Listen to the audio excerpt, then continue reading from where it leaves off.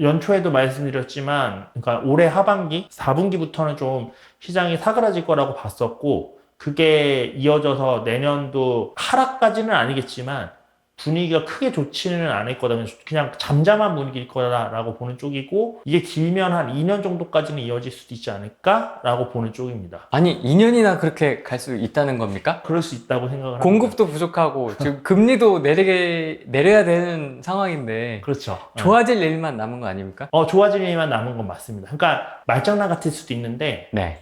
제가 언제더라? 한 몇 개월 전에 쓴 글 보면 이제 올해 준비가 끝났다라는 글을 블로그에 썼었어요. 근데 지금 제가 말씀드린 요 얘기랑 그 블로그의 제목이랑 되게 느낌이 다르죠. 네. 그 블로그에 올해 준비가 끝났다라는 얘기가 낚시도 아니었고 실제로 그 내용도 왜 이제 오를 수밖에 없는지에 대한 내용이 되어 있거든요. 그 내용들이 후레이님이 지금 얘기하신 금리 문제라든가 뭐 공급 문제라든가 이런 것들에 대한 얘기가 나와 있어요. 근데 이 올해 준비가 끝났다는 것과 상방을 뚫고 올라간다는 것은 다른 얘기입니다. 예를 들면 모든 자산은 유동성이라는 테두리 안에 갇혀 있거든요. 통화량이라는. 저희 경제를 배울 때도 아무리 공급 수요가 불일치해서 뭐 공급이 정말 부족하고 수요가 정말 많아져도 그 유동성, 통화량을 뚫고 넘어가는 경우는 없어요. 다 통화량이라는 테두리 안에 갇혀 있단 말이에요. 아무리 가격이 높아져도. 왜냐면 돈이 그만큼밖에 안 찍혀 있기 때문에. 그렇기 때문에 실제도 완전히 그렇게 똑같이 흘러갈 수는 없겠지만 거의 그 모형 내에서 움직일 수밖에 없다고 보거든요. 네. 그럼 지금 시장의 전반적인 상황을 봤을 때는 상승을 할 수밖에 없는 상황이긴 합니다. 그래서 제가 정확히는 연초에 예측을 했던 게 하반기에 무조건 조정될 거다가 아니라 천천히 오르거나 아니면 빨리 오르면 하반기에 조정이 올 수도 있을 거다라고 제가 연초에 그 얘기를 했었어요. 강의에서도 몇 번이나 얘기를 했었고, 그건 사실 24년뿐만 아니라 23년도부터도 얘기했던 얘기입니다. 지금 시장은 빨리 오르면 분명히 한번 조정이 있을 거고, 빨리 안 오르면 그냥 천천히 스무스하게 올라갈 것이다라는 얘기를 23년, 24년 둘 다 계속 그렇게 얘기했었는데, 네. 그 이유가 뭐냐면 결국 통화량이 쌓이는 시간이 저는 필요하다고 생각하기 때문이에요. 지금 전반적인 기반으로 봤을 때 올해 준비는 끝났습니다. 블로그에 썼던 제목처럼 그리고 다른 분들이 얘기하시는 것처럼 올해 준비는 저는 다 끝났다고 봐요. 다만 상방을 뚫고 올라가기 위해서 우리가 원하는 거죠. 전고점을 뚫고 올라가야 되는 거잖아요. 그 전고점을 뚫고 예전처럼 이렇게 푹푹 치고 올라가기 위해서는 통화량이 쌓이는 기간이 저는 사실 더 필요하다고 생각을 합니다. 유동성을 좀 더 축적하고 기다려야 되는 시기가 더 필요하다고 보시는 거예요? 예, 맞습니다. 아, 그 차이가 많이 납니까, 그럼? 어떻게 볼 수 있냐면, 우리나라가 90년도에 그 노태우 대통령이 이제 일기 신도시를 공급하면서 91년 정도부터 꽤 오랫동안 그 부동산 가격이 안 올랐어요. 그 지표를 보시면 아시겠지만. 그리고 IMF 때 훅 꺾였다가 이제 99년도부터 상승하기 시작하면서 이 패턴이 2008년도까지 이어집니다. 좀 길게 보면 2010년도까지 상승이 이어졌죠. 그러면 이미 그 시간 동안 보시면 1991년부터 98년까지 한 7, 8년 동안 집값이 거의 안 오르고 오히려 떨어지는 그런 시기가 있었다는 거예요. 그동안 통화량은 계속 쌓였겠죠. 특히나 그때는 우리나라가 개발도상국으로서 엄청 발전하고 있던 시기였기 때문에 통화량이 훨씬 더 빠른 속도로 쌓이고 있었거든요. 그럼 그때는 그만큼 쌓였던 통화량이 99년부터 분출하기 시작하면서 2010년까지 그런 상승이 나올 수 있었던 거라고 봅니다. 그래서 저는 2008년도까지 그렇게 상승했다가 2010년도에 전고점 정도까지만 올라갔다가 다시 꺾어졌던 이유도 2008년에서 2010년까지는 2년 정도밖에 통화량 쌓이는 기간이 없었잖아요. 2010년부터 2011년, 11년도 사실 공급 계속 부족했거든요. 입주 물량 보면 입주 물량이 기준치보다 부족했고 그때가 오히려 절대 공급 물량으로 봐도 지금보다는 부족한 시기였단 말이에요. 근데 그런데도 불구하고 그 시기에 수도권 부동산 시장 매가는 안 올랐죠. 매가가 안 오른 이유가 통화량이 채워지지 못한 상태에서 그러면 2008년도에 꺾였을 때 2009년부터 천천히 올랐어야 되는데 갑자기 또 확 회복을 해버리니까 결국 그 통화량 내에서 감당하지 못하고 다시 조정을 받아서 머무르는 시간이 오래 필요했다고 생각을 하거든요. 네. 그리고 그 다음에 이제 상승 사이클을 보면 저희가 14년 혹은 13년부터 올랐다고 얘기를 하는데 네. 2008년도, 2010년도에 가격을 찾은 건 2017년, 2018년쯤이었어요. 그럼 여기도 몇 년의 텀이 있죠? 10년의 텀이 있어요. 10년의 통화량이 쌓일 동안 집값이 똑같았다는 소리예요. 어떻게 보면. 평균적으로는. 그러니까 이게 2018년부터 몇 년 동안, 한 3, 4년 동안 엄청나게 분출됐죠. 그 10년 동안 쌓인 게 짧은 기간에 이렇게 분출됐기 때문에 저는 집값의 상방이 그렇게 확 올라갈 수 있었다고 생각을 합니다. 저희 2014년만 해도요, 테닌텐하면 엄청 큰 금액이었어요.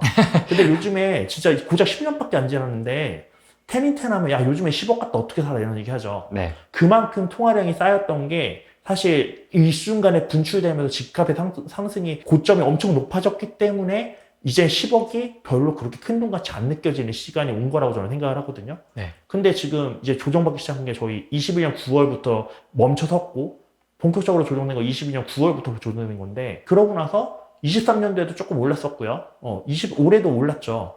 그러면 그러고서 이제 정고점을 넘는 곳들이 좀 생겼잖아요. 네. 이게 정고점을 서울에서 그것도 메인 입지가 정고점을 오를 수 있는 이유는 원래 돈은 부자들이 더 많이 법니다. 많이 있는 사람이 더 빨리 부를 늘려가요.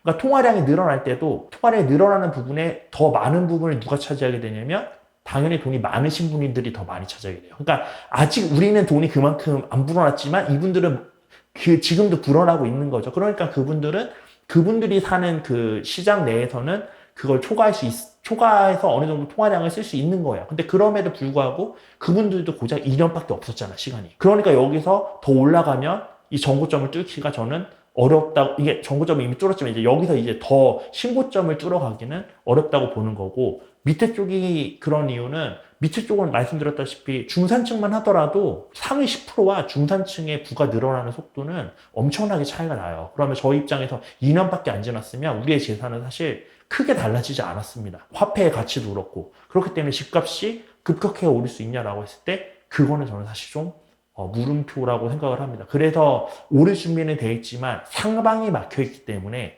이거를 뚫고 올라갈 수 없기 때문에 만약에 오른다면 통화량 오르는 만큼 스무스하게 올랐어야 되는데 지금 너무 빨리 상방을 터치해버렸기 때문에 그럼 이거를 계속 맥시멈으로 유지하기는 엄청 힘들거든요. 그러니까 살짝 뭐 하락이 와서 조정을 받는다거나 이 조정받는 그 안 오르고 이렇게 조용하게 간다거나 이런 식의 분위기가 올 거라고 저는 보는 게 그런 이유라고 생각을 해주시면 될 것 같아요. 그럼 그 통화량이 축적되는 시간이 한 2년 정도는 더 필요하다고 보시는 거예요? 2년 정도가 아니라 사실은 더 필요하다고 생각하는데 이게 이런 거죠.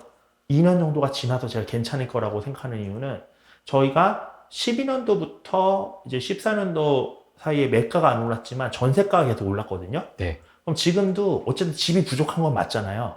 그러면은 매가는 이 상방에 막혀서 못 오르겠지만 전세랑 월세는 올라갈 거예요. 네. 그러면 한 2년 정도 그게 축적이 되면 이제 전세와 매가가 많이 차이가 안 나는 과거 뭐 15년도, 16년도 같은 시장이 또 만들어질 수 있고 그럼 그 상황에서 뭐 이제 정책이 어떻게 풀리는가에 따라 좀 다르긴 하겠지만 어쨌든 사람들이 이제 전세에 살던 사람들이 매매로 넘어갈 수 있는 그런 허들이 많이 낮아지는 상황이 되겠죠. 그럼 그때부터는 이제 스무스하게 올라가겠죠. 스무스하게.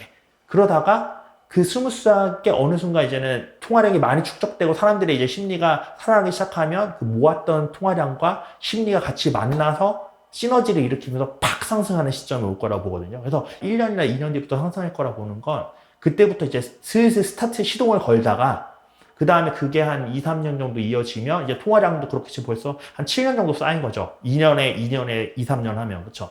7년 정도 쌓였다. 그 다음에 심리도 좋았다. 그러면 이제 그게 팍 하면서 분출될 거라고 봅니다. 실제로 저희 과거 상승장을 봐도 네. 14년도, 15년도, 16년도, 17년도 심심했어요. 다 상승장이라고 얘기는 하는데요. 14, 15, 16, 17, 이 4년 동안 실제로 투자하신 분들은 막 엄청나게 많이 올랐다, 막 엄청 빠르게 올랐다 이런 느낌 별로 없었고 그냥 사니까 어쨌든 오르긴 하는구나, 스무스하게 오르네 이런 느낌 정도였어요. 근데 그게 시세 분출을 확 하기 시작한 게 18년도 하반기에 한번 시세 분출을 했었고 19년도에 살짝 너무 빨리 올랐으니까 조정받았다가 20년도부터 이게 팍 치고 올라가기 시작한 거거든요.